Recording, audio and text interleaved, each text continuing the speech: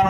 আদম নবীকে আল্লাহ পাক রব্বুল আলামিন এই জগৎ সাজায় নাই ইব্রাহিম পয়গম্বরের জন্য আমি আল্লাহ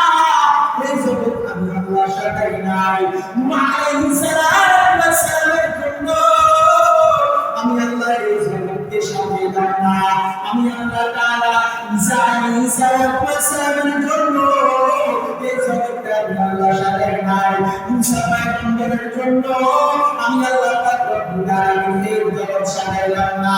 আমি আল্লাহ তাআলা ইদ্রিস আলাইহিস সালামের জন্য এই জগৎ সাজাই নাই আমি আল্লাহ বলে দিলাম আদমকে প্রথম পাঠাইলাম শিশকে আমি আল্লাহ তাআলাকে পাঠাইলাম তারপরে নূহকে পাঠাইলাম তারপরে ইব্রাহিমকে পাঠাইলাম তারপরে আমি আল্লাহ পাক রব্বুল আলামিন ইদ্রিসকে পাঠাইলাম তারপরে আমি আল্লাহ মুসাকে পাঠাইলাম আমি আল্লাহ পাক রব্বুল আলামিন ঈসা আলাইহিস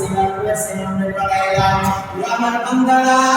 তোমরা ভালো করে শুনে নাও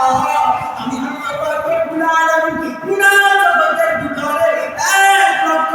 কিংবা 2 লক্ষ 40,000 পয়গম্বর বানানোর পর এই কারণে আমি আল্লাহ বানাইলাম তার আস্তে আস্তে আস্তে আস্তে দিনের দাওয়াত দিবে কিন্তু এই দিনের দাওয়াতটা যিনি সম্পূর্ণ করবেন যাকে সৃষ্টি করতে আমি যাকে সৃষ্টি না করলে আমি কায়নাতের কোন নবী রাসূল দাসওয়ালা কোন নেতা কিছু বানাইতাম না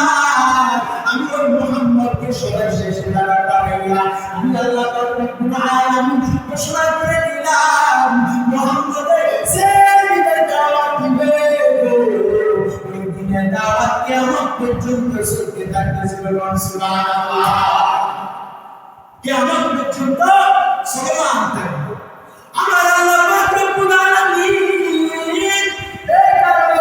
সূরা বাকারার আয়াত সূরা আলে ইমরানের আয়াতের ভিতরে জানায় ওই জগতের মানুষেরা ওই জগতের আমার বান্দারা মুমিনেরা ভালো করে শুনিয়া আমার বন্ধু হলো এমন একজন নবী ওয়ামা আরসালনাকা ইল্লা রাহমাতাল লিল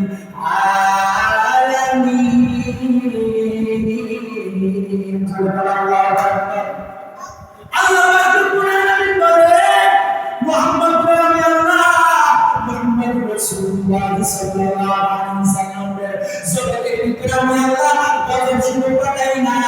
আমি আল্লাহ রব্বুল আলামিন তামাম জগতের জন্য উভয় জগতের জন্য শুধু উভয় জগৎ নয় ও মানুষে তোমরা জগতের চিন্তা করো আর জগতের চিন্তা তোমরা করো না সমস্ত জগতের জন্য আমি আমার বন্ধুরে রাহমাতুল লিল আলামিন সুবহানাল্লাহ নবীরে